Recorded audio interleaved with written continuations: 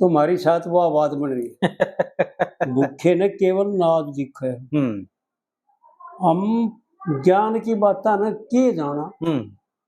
ज्ञान तो विद्वानों के पास है, ज्ञान तो उनके पास है जिन्होंने परमात्मा की मेहनत करके परमात्मा का साक्षात्कार किया जी। जो अपने स्वार्थ का त्याग करते हैं वो सारे संसार को पालने की बात करते हैं और सारे संसार का भला करते हैं, सारे संसार का कल्याण करते हैं। कल्याण करना ही पालना है।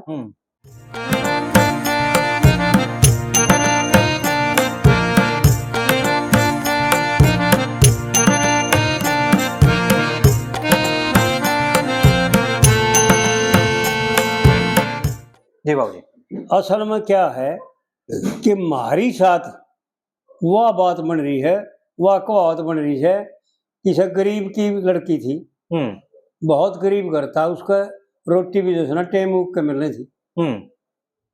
और कोई साहूकारी को हो या कोई जागीरदार को हो या कोई राजा को, वो आ गया, वह रंग रूप में ठीक थी, शक्ल सूरत में ठीक थी, देह ठीक थी।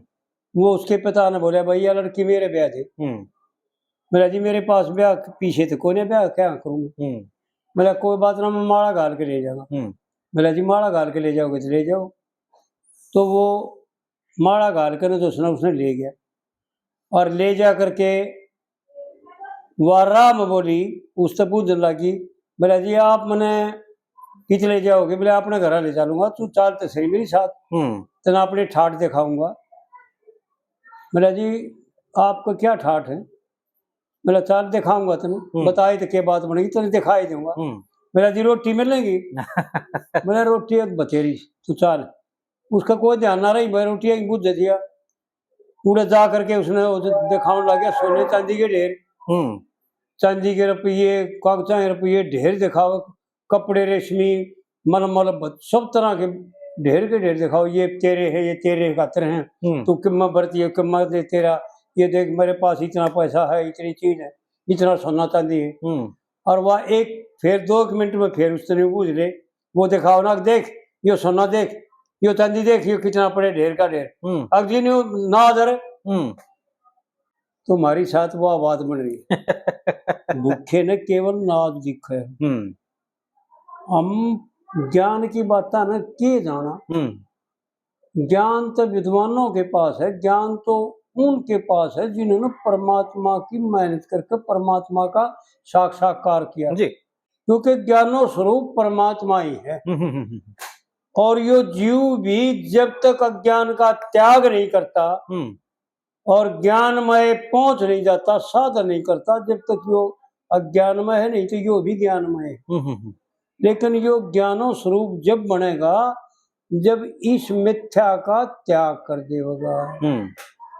बड़े विलक्षण ढंग से बताते हैं लोग, विद्वान लोग जो हैं, कि वो बताते हैं कि जब तक मिथ्या दिल पर दृढ़ निश्चय कर रखा है, परिपक्व कर रखा है कि इसके बिना। हमारे गांव में एक बोला, मैं डॉक्टर का बैठा था, यो डॉक्टर को तो फोन कराया करे। हाँ जी हाँ जी।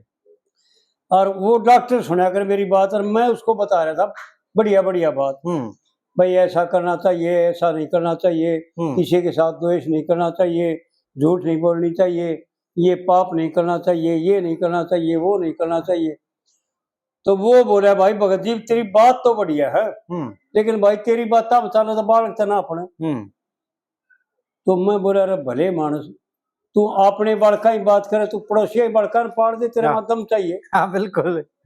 बालक पाल पड़ो, अपने पाल, पड़ोसिया के पाल, गांव के पाल।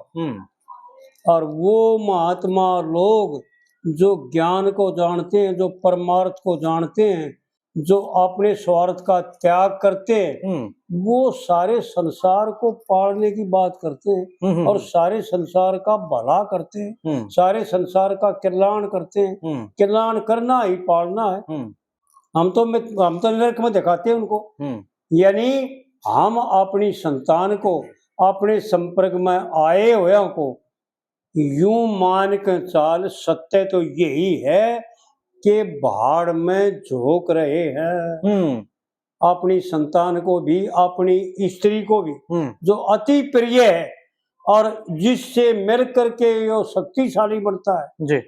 आगे वीडियो करावांगे यार, फिर मैं पंडित जी की कविता करवाओगे, जब औरत के बारे में बताऊंगा कि औरत मर्द के लिए क्या चीज है, हम उसको भी भाड़ में झोंक रहे हैं, आग में डाल रहे हैं। ये विषय रूपी आग, ये इच्छा रूपी आग, ये अज्ञान रूपी आग में सारा संसार जल रहा है। हम सब जल रहे हैं। हमें ये पता ही नहीं, शांति का, सुगुन का, सुख का हमने कभी पता ही नहीं, कलेशों को ही सुख मान रहे जी। स्त्री के संसर्ग में कितना कलेश है। विचार करके देखो कि जब आराम से हम बैठे होते हैं, जब हमारे सांस की गति होती है 12 अंगल, और महात्माओं ने एक कविता बना रखी है, गोरखनाथ बाबा ने एक शब्द बना रखा है, उसमें गा भी रखा है, उन्होंने बता रखा है, महात्मा लोगों ने बता रखा है, शास्त्रों में भी वर्णन है कि साधारण से बैठे हुए का सांस की जो गति है वो 12 अंगल बढ़ना आती है। मुंह नाखों के द्वारा हाथ हटा के देखो, 12 अंगल तक आती है। आड़ा हट जाएगा सांस, आड़ा आके लग गई थेड़ी, और चलते आना 18 अंगल, और सोमते आना 30 अंगल चलेगा। इतना लंबा दुखनी हो जाएगी। और ये बताता हूं पहचान है, यानी अच्छे विचार की और मलिन विचार की पहचान बताता हूं। सोते हुए देखो, जिसका सांस बिल्कुल आराम से चलता है ना, महसूस भी नहीं होता, पेट की धोकनी बिल्कुल आराम से हलती है, और सांस मुंह से जो सुना बढ़ने कोई 12 अंगल 18 अंगल तक लिकड़ता है, उससे आगे लिकड़ता नहीं। वो नहीं समझो धर्मात्मा आदमी है, अच्छे विचार है, खोटा करता है मजबूर होकर के, लेकिन खोटे करने का इसके दिल में भाव नहीं। और खास कर ये बात है कि परमात्मा की इस पर असीम कृपा है, और बीमारी से भी बचा हुआ पाओगा, ये भी देखना जी। और जिसके सांस की धोकड़ी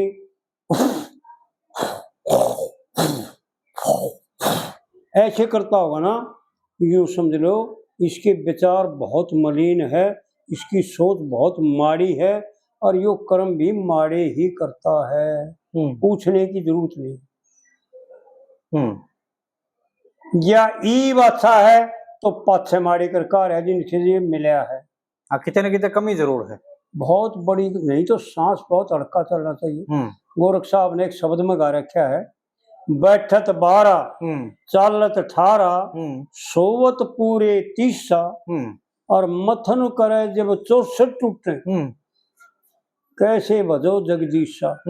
विचार करके देखें भाई, देखें जो हमारे साथ बरत्या है, हमने देखा, मन्ना अपने आप को देखा, और भाइयों से पूछा, फिर यानी अपने आप को देख करके फिर दूसरों से पूछा, क्या भाई तुम्हारी भी यह दशा होती है?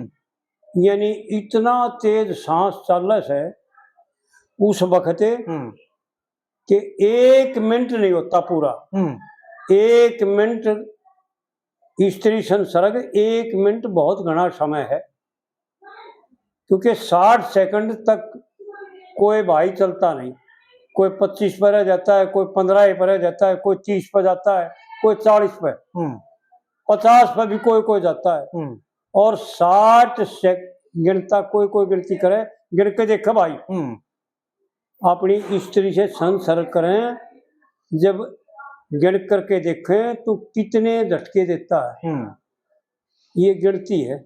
और उन्होंने जो फिल्म वाला ने एक फिल्म बनाई थी, वह पहली फिल्म थी इसकी, वह लड़की थी कोई, उसका मैं नाम भूल गया, नवीन निश्चल की, उसका मैं सामन वादो में फिल्म में गाना गा रखा है, हो जा दिल का हल जा दिल का पुरजा पुरजा, जब लगे 85 झटके, वो तेरा रंग है रसीला, तेरा रंग है नशीला।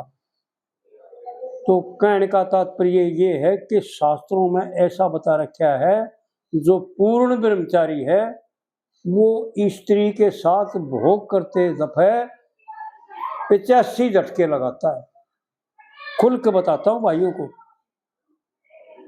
और जो यानी आनंद को जानता ही नहीं, कलेश को जानता है, अगले को कलेश में डालता है, और जिनका पतला वीर्य है वो 15-20 झटकिया में दसना खिचलित होकर के और ढीले हो जाते हैं।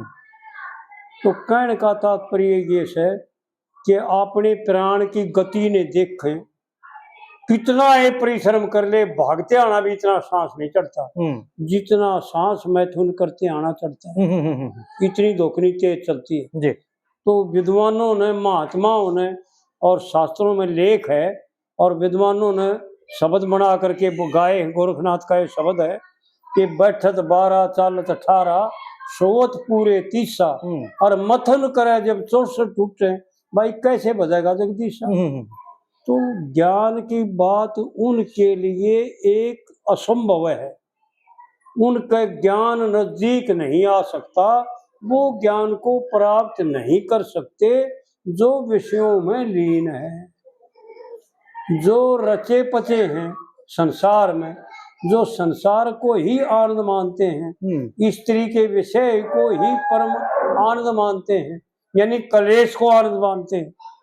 यो ये तो दुख से बिरचो है तो कलेश। जैसे सपने में कोई किसी ने मारता दिखे, काट दे, गड़ा साले का काटता दिखे, फरसाले का काटता दिखे, गोली मारता दिखे अपने, और कितना भय बढ़ जाए, कितना रुक के मार रो बताइयो, अरे एकदम आंख उगड़े, और आंख उगड़े जो कुछ नहीं पावे, न्यू का नहीं पावे, 4 पाई पे लौटिया हुआ। तो इसी प्रकार से ये संसार के भोग हैं, सपना और जागृत, ये दोनों एक समान हैं। और ज्ञान में भी चौथी अवस्था है, यानी 3 अवस्था तो ये अज्ञान की है, जागृत और सपन और सुषुप्ति, ये तीनों अवस्था ज्ञान की हैं, और उपाधि भी है ये। और चौथा जो है ना तुर्य अतीत है, उसको तुर्य कहते। पंडित जी ने बड़े विलक्षण ढंग से गा रखा है, इन्हें गावना नहीं आ रहा, ये तो सारा खेल बिगाड़ दे। पंडित जी ने गा रखा है, जड़ चेतन में व्यापक होकर निज वास करे, और कभी आता है कभी जाता है, प्रभु पता ना क्या तलाश कर। मूल फूल फल पत्ते में प्रभु तेरा ये नूर रहे से, और कभी सब झगड़िया में शामिल हो, कदे सब ते दूर रहे। और स्वर्ग नरक के आप भोगता, कदे अनहद दूर रहे से, और कदे अंधेर को बाहर बीच प्रभु अपना प्रकाश करे। यानी पंडित जी ने तो यूं बता रखा है, अनहद तूर बता रखा है, यानी तुर्यातीत। वो सारे संसार से ऊपर का एक परमेश्वर का स्वरूप, यानी ज्ञानोमय है, साक्षात्कार की बात है। जैसे 7 भूमिका हैं, 4 ये पद स्थिति हैं, और साधन 4 साधन भी हैं, साधन चतुष्ट है। इस प्रकार से जो है ना पंडित जी का बड़ा विलक्षण ढंग से बताने का तरीका है।